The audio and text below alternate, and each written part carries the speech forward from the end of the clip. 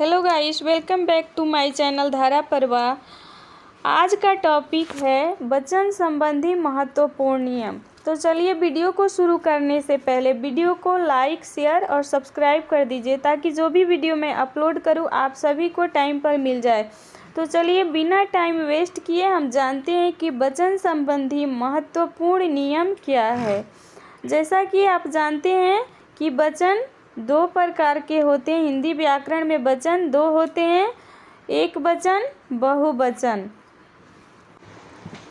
वचन बदलते समय कुछ महत्वपूर्ण नियम हमेशा याद रखना चाहिए। जैसे वचन संबंधी महत्वपूर्ण नियम, पहला नियम है कभी कभी आदर प्रकट करने हेतु एक वचन के स्थान पर बहुवचन क्रिया का प्रयोग किया जाता है। क्या करते हैं? आदर प्रकट करने के लिए एक वचन के स्थान पर बहुवचन क्रिया का प्रयोग किया जाता है। जैसे महात्मा गांधी सत्य तथा अहिंसा के समर्थक थे। यहाँ महात्मा गांधी एक वचन है, लेकिन इन्हें आदर प्रकट करने के लिए हमने बहुवचन का प्रयोग किया है। महात्मा गांधी सत्य और अहिंसा के समर्थक थे। पिताजी कल दिल्ली जा रहे हैं। यहाँ पिताजी भी एक वचन है, लेकिन आदर प्रकट करने के लिए हमने जा रहे हैं का प्रयोग किया है। दीपावली के दिन ही श्री राम अयोध्या लौटे। श्री राम भी एक वचन है, लेकिन इन्हें आदर प्रकट करने के लिए हमने बहुवचन का प्रयोग किया है। दीपावली के दिन ही श्री राम अयोध्या लौटे थे। तो आप सब समझ गए कि वचन संबंधी पहला नियम क्या है। पहला नियम है कि आदर प्रकट करने हेतु एक वचन के स्थान पर हम बहुवचन क्रिया का प्रयोग करते हैं।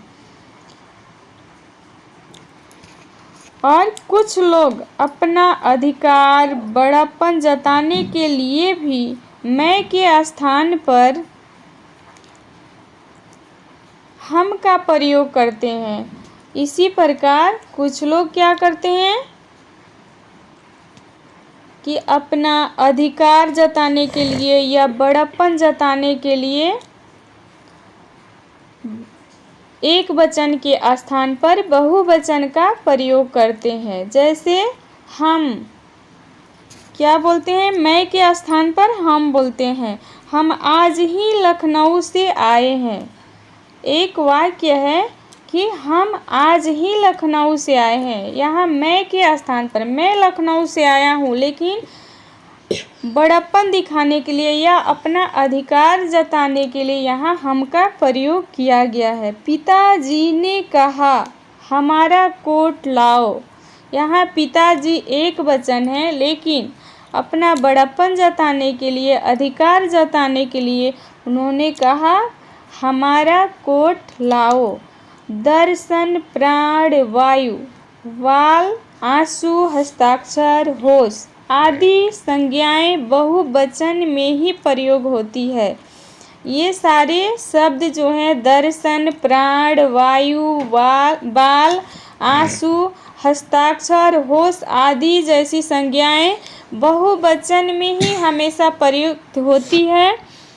जैसे आपके बाल काले हैं, इनका प्रयोग हम कभी एक वचन में नहीं करते हैं। आपके बाल काले हैं या मेरे बाल काले हैं।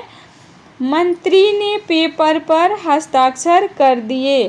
मंत्री पेपर पर हस्ताक्षर कर दिए। मंत्री भी एक वचन है, लेकिन हम यहाँ आदर प्रकट करने के लिए क्या करें कि मंत्री पेपर पर हस्ताक्षर कर दिए। तो आई होप कि आप ये दो तरीका समझ गए होंगे। तीन तरीका समझ गए। वचन संबंधी नियम के महत्वपूर्ण नियम है ये, जो हमेशा याद रखना चाहिए कि दर्शन, प्राण, वायु, बाल, आंसू ये सब हमेशा बहुवचन में प्रयोग होते हैं। उसके बाद वचन बदलने के नियम। अब वचन बदलने के भी दो नियम होते हैं। एक वचन से बहुवचन बनाते समय दो तरह के नियम सामने आते हैं। कौन कौन? विभक्ति रहित बहुवचन बनाने के नियम, दूसरा विभक्ति सहित बहुवचन के नियम। क्या? विभक्ति रहित मतलब बिना विभक्ति चिन्ह के। विभक्ति चिन्ह क्या होता है? कारक के चिन्ह को विभक्ति चिन्ह कहते हैं। तो जिसमें कारक का चिन्ह नहीं लगा है वैसा नियम, और जिसमें विभक्ति चिन्ह लगा हो। इन्हें समझने से पूर्व निम्नलिखित वाक्यों को ध्यान से पढ़ें। जैसे खंजाची रुपये गिन रहा है।